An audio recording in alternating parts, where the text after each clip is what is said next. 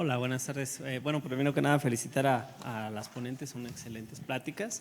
Yo tenía, bueno, por ahí dos preguntas. En cuanto al abordaje, por ejemplo, de los pacientes pediátricos con sospecha de una patología desmielinizante, sabemos los conceptos, síndrome clínico aislado y esta situación, pero la pregunta en el área pediátrica específica es qué hacer con aquel paciente que tiene un cuadro clínico de una sospecha desmielinizante y que todo nos sale negativo. Porque yo creo que los que nos enfrentamos a los casos en la edad pediátrica nos sucede eso, ¿no? Que dice, ok, bandas, AQP, MOG, todo negativo, la resonancia con hallazgos, tiene un evento clínico. En esos casos, ¿qué hacer cuando no nos cumplen los criterios diagnósticos para ninguna? ¿Qué es lo que sugerirían hacer en un paciente de ese tipo? ¿Tienen un micrófono? Bueno, sí. Ahí la recomendación es, primero, reinterrogar al paciente, revisar esa historia clínica, ver si tenemos alguno de estos datos de alarma que comentamos.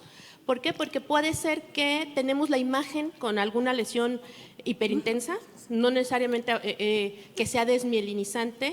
Dependiendo de la edad del paciente, si nos estamos enfrentando tal vez a alguna cuestión metabólica, algún error innato, o bien en pacientes pediátricos muy frecuentemente las alteraciones reumatológicas, ¿no? Pudieran darnos estas lesiones en imagen con algunas manifestaciones neurológicas sin que cumplan criterios serológicos pues, o anticuerpos. Entonces ahí sería revalorar al paciente en la historia clínica y hacer estudios de extensión para el diagnóstico diferencial, creo yo. Sí, bueno, también algo importante, cuando tomamos las muestras, o sea, verificar que el paciente no le hayan puesto esteroide, y es lo más frecuente que nos enfrentamos. Y el que llegue en ese evento agudo, subagudo, no podemos esperar a que pase el efecto del esteroide para hacer la prueba. Tenemos que empezar muchas veces a dar el tratamiento, pero salieron negativas porque ya estaba tratado, salieron negativas porque con la técnica con la que están procesando no es el estándar de referencia para poder procesarlo, o puede ser que efectivamente no sea precisamente de etiología autoinmune. Gracias. ¿El doctor tiene otra pregunta? Muchas felicidades por la exposición. Me quedo con una parte de lo que mencionabas al final, el seronegativo, no existe, ¿no? Me quedo con eso y una pregunta en ese tenor. El tener el paciente con esta característica y esta afectación tan grande en la resonancia magnética, si no tienes el mejor método disponible para la detección del autoanticuerpo, ¿la conducta es esperar? En el caso de respuesta, no es el cuadro clínico inicial, pero la otra parte es la situación de respuesta muchas veces a tratamiento. Por ejemplo, les digo, En agudo, sí, pues. En agudo, ¿no? Para la crónica, porque en adultos sí les damos tratamiento. No, pues. o sea, sí les damos. O sea, decimos, llegan y ya traen el esteroide, pues de todos modos les tomamos punción lumbar, el líquido, lo mandamos a procesar tanto para todo lo viral y si incluimos herpes 6, herpes 7, porque se están viendo como otra cosa que tenemos con los herpes, el Epstein-Barr, y mandamos todo el panel inmunológico, lo que es para antifosfolípidos, para lupus, para Sjögren, y nosotros nada más tenemos antiacuaporina 4, pero no son células vivas y no tenemos MOGAD. Entonces lo tomamos y le empezamos tratamiento. Y si empezamos pulsos de metilprednisolona. El paciente responde muy rápido, dices, ese parece MOGAD o parece ADEM. Termina el tratamiento y recupera. Si pensábamos que era un ADEM o un MOGAD, se queda con el tratamiento solamente agudo del esteroide y con el esquema oral de descenso y lo estamos vigilando. Si las lesiones se persisten, no hacemos anticuerpos de control y se perpetúa la señal, entonces tanto en MOGAD como en ADEM dicen, vigílalo y no des un tratamiento preventivo hasta el segundo brote. Pero si es una antiacuaporina o una esclerosis múltiple, no nos esperamos al segundo brote y evidentemente empezamos ya el tratamiento. Y ahorita digo, no me encanta, pero nos dan a nosotros interferones, que no es la mejor opción.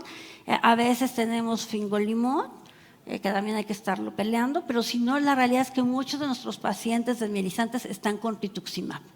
Pero a los que dejamos de tratamiento de preventivo, hasta ahorita es esclerosis múltiple, antiacuaporina 4. Y en vigilancia, aún teniendo esas lesiones, porque se ven muy aparatosas, pero el paciente está íntegro, como si nada, ¿no? Empezamos tratamiento hasta que haya una recaída. Nada más agregar que realmente no hay que esperar. Mogad responde muy bien a esteroide y lo que vemos cuando el paciente está hospitalizado es que prácticamente se va asintomático y repetimos la resonancia a los 3-4 meses y está limpia. Y cuando es esclerosis múltiple o trastorno del espectro de neuromielitis óptica no ocurre lo mismo. Generalmente esos pacientes duran, en el espectro de neuromielitis óptica, duran de 3 a 4 semanas hospitalizados. Y el tratamiento, lo que hemos aprendido es que debe de ser muy agresivo la primera línea. Y a mí lo que me preocupa, y es lo que vimos en nuestra serie, es que recibimos muchas neuritis ópticas como toreadas con esteroide, donde los niños no recuperan la vista totalmente, andan por la calle y luego regresan ya con una neuritis óptica más grave, que se ha convertido en bilateral, o ya con diseminación en espacio, con mielitis o con síndrome cerebral, y los niños quedan con discapacidad. Ahora, muchas de las neuritis ópticas, y de hecho eso fue la tesis de la doctora Miriam Jiménez, en donde todas las neuritis ópticas que nos llegaban, hacia dónde iban. Y vimos que nuestra población, esta vigilancia, porque no es que llegaron, la resolvimos y se van a casa, le seguimos haciendo a los 6 meses, al año y luego por lo menos una vez al año el panel inmunológico. Y lo que vimos es una seroconversión del 16% y algunas se iban a esclerosis múltiple, otras iban hacia antifosfolípidos. De esas que todavía seguimos vigilando, ninguna se ha transformado en antiacuaporina ni en MOG, ¿no? Pero evidentemente el que salgan ahorita seronegativas, o sea, siempre estamos, o sea, encima de ellos y por lo menos una vez al año, aunque estén estables. Y si se seroconvierten, mandamos imagen de control. Una pregunta, quisiera yo saber, ¿esto cómo afecta neuropsicológicamente a la persona? ¿Le han hecho algún estudio post? Tenemos los pacientes de esclerosis múltiple, nuestra neuropsicóloga les hace la evaluación al llegar y hace después evaluaciones a los 6 meses y al año. Y en el caso de esclerosis múltiple tenemos mucho la afectación porque tenemos en más de 12 años y menores de 12 años. En los de más de 12 años, la principal afección es en las funciones ejecutivas, a nivel del frontal, es impresionante. Pero, por ejemplo, en los menores de 10 años, que les digo, para mí la esclerosis es esto de decir que en pediatría es recurrente, remitente, la realidad es que lo pongo entre comillas, porque en los menores de 10 años vemos una pérdida de volumen aunque no haya recaída.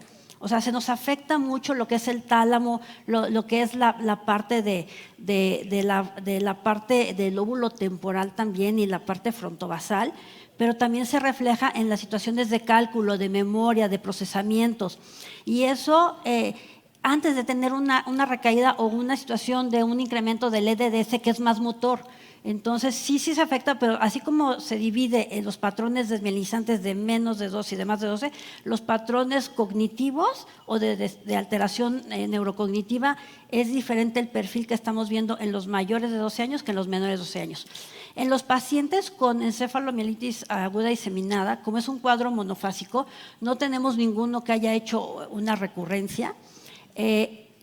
Recuperan completo, no tenemos ni alteración del lenguaje, no tenemos alteraciones de problemas de aprendizaje y no se les da el seguimiento, eso es como que suelen irse más rápido.